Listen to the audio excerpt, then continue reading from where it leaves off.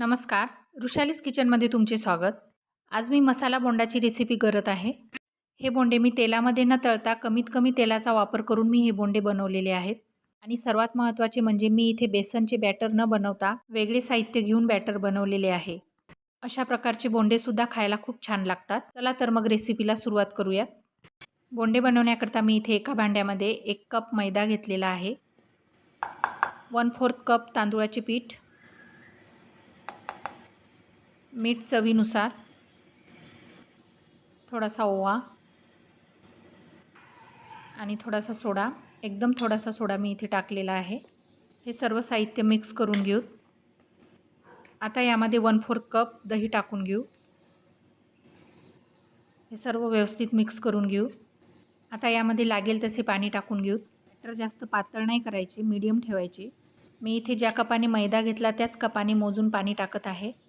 एवढे मिश्रण भिजवण्याकरता मला पूर्ण 1 कप पाणी लागलेले आहे.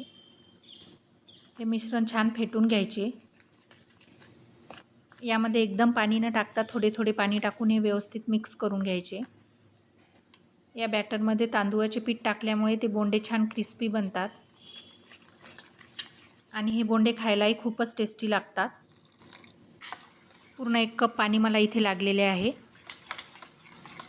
बॅटर तुम्ही बघू शकता, खूप जास्त पातळही नाही आणि खूप जास्त घट्टही नाही. आता यावर 10 ते 15 मिनिट झाकण ठेवून देऊ. तोपर्यंत इकडे मसाला तयार करून घेऊ. मसाला बनवण्याकरता मी इथे तेल गरम करून घेतले. त्यामध्ये छोटा 1 चम्मच जिरे टाकून घेऊ. जिरं भाजल्यानंतर छोटा 1 कांदा बारीक चिरलेला तो टाकून घेऊ. हिंग थोडासा, छोटा 1 चम्मच सौंफ, ते व्यवस्थित भाजून घेऊ.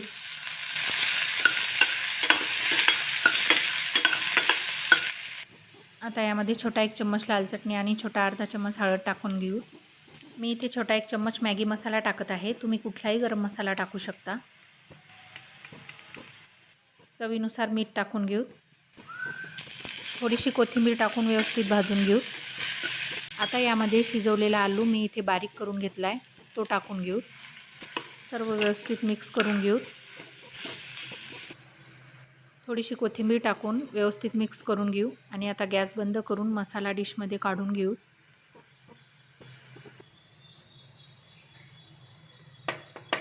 मसाला थंड झाल्यानंतर याचे छोटे छोटे बॉल्स तयार करून घेऊ. बॅटर छान मुरलेले आहे. आता यामध्ये छोटा 1 चम्मच गरम केलेले तेल टाकून घेऊ. ते व्यवस्थित मिक्स करून घेऊ. मसाल्याचे मी छोटे छोटे बॉल्स तयार करून ठेवलेत. हे बघा अशा प्रकारे. इकडे गॅसवरती मी आप्पे पात्र गरम करायला ठेवले. त्याला तेल लावून घेऊ. आप्पे पात्र गरम झालेलं आहे. आता यामध्ये बोंडे टाकून घेऊ. मसाल्याचा 1 बॉल घ्यायचा, तो मिश्रणामध्ये टाकायचा. हे बघा अशा प्रकारे.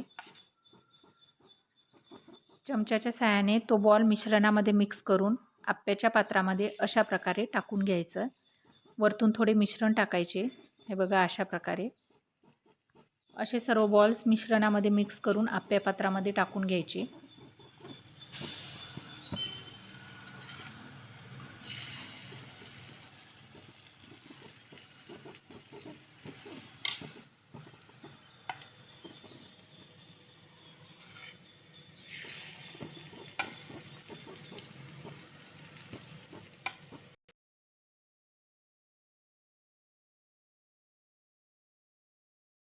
आता यावर झाकण ठेवून देऊ.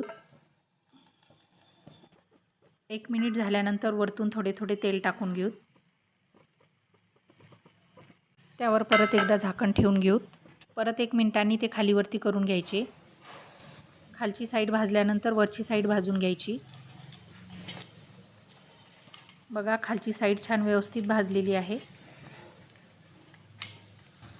मीडियम फ्लेमवरतीच बोंडे भाजून घ्यायचे. मीडियम फ्लेमवरती बोंडे भाजल्यामुळे ते छान खरपूस बनतात. बोंडे भाजत आलेले आहे.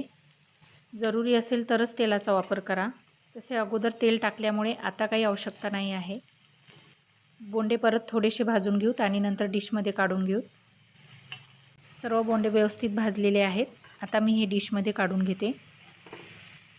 अशा प्रकारे सर्व बोंडे तयार करून घेऊत. दुसऱ्या पद्धतीने बोंडे टाकून घेऊत. खाली थोडेसे तेल टाकून त्यामध्ये अर्धा चम्मच बॅटर टाकून घेऊ. यावरती मसाल्याचा एक बॉल टाकून त्यावरती परत अर्धा चम्मच बॅटर टाकून देऊ। हे बघा अशा प्रकारे सुद्धा तुम्ही बोंडे टाकू शकता। मसाला बोंडा तयार झालेला आहे। छान क्रिस्पी झालेला आहे। तुम्ही बघू शकता आतूनही छान झालेला आहे। अशा प्रकारे मसाला बोंडा तयार आहेत। खूप छान क्रिस्पी आणि टेस्टी झालेले आहेत। सॉससोबत किंवा मग ग्रीन चटणीसोबत तुम्ही खाऊ शकता। खूपच स्वादिष्ट लागतात। कमीत कमी तेलामध्ये तयार केलेले आहेत आणि टेस्टही याची युनिक आहे। नक्की करून बघा। आजची रेसिपी आवडली असेल तर लाईक करा, शेअर करा आणि माझ्या चॅनलला नवीन असाल तर सबस्क्राईब करायला विसरू नका। धन्यवाद।